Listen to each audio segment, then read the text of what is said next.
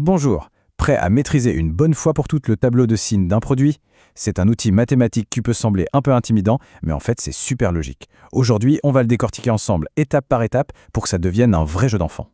Alors, comment on s'y prend? C'est simple. Voici notre plan d'attaque en 4 étapes.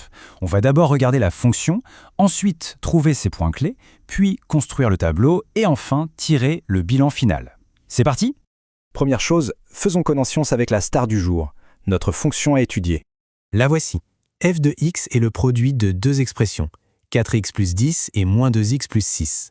Notre mission, si on l'accepte, c'est de découvrir quand cette fonction est positive, quand elle est négative et surtout quand est-ce qu'elle vaut 0. Ok, avant même de penser à construire notre tableau, il nous faut les fondations.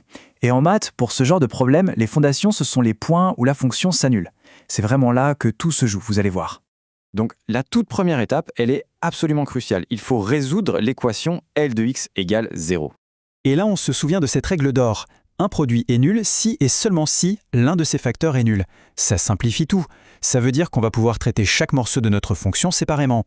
On prend la première partie, 4x plus 10 égale 0, on résout cette petite équation pour trouver x et hop, on aura notre premier point clé. Et voilà notre première racine, x égale moins 2,5. Une racine, c'est juste le nom qu'on donne à la valeur de x qui annule l'expression. On garde ce nombre bien précieusement de côté.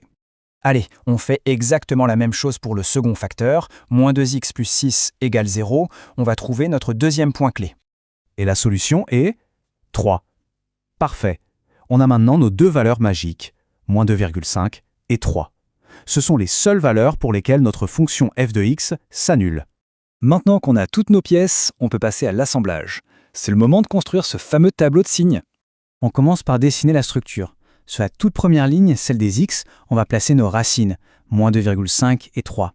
Attention, il faut absolument les mettre dans l'ordre croissant. C'est super important, car ce sont elles qui vont délimiter les intervalles qu'on va étudier. Ensuite, on décompose le problème. On ajoute une ligne pour notre premier facteur, 4x plus 10, et une autre pour le deuxième, moins 2x plus 6. Pour chacune de ces lignes, on va déterminer le signe, plus ou moins, à l'intérieur de chaque intervalle. Bon, on a le signe de chaque morceau séparément. La grande question maintenant, c'est comment on combine tout ça pour obtenir le signe du produit final, le signe de f de x.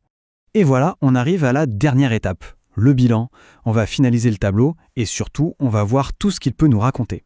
Pour combiner les lignes, rien de plus simple. On va utiliser une règle qu'on connaît depuis le collège, la règle des signes pour la multiplication. Rappelez-vous, plus par plus, ça fait plus, moins par moins, ça fait plus aussi, et un plus et un moins, ça donne toujours moins. C'est aussi simple que ça. On applique donc cette règle colonne par colonne. Pour le premier intervalle, avant moins 2,5, on a moins par plus, ce qui donne moins.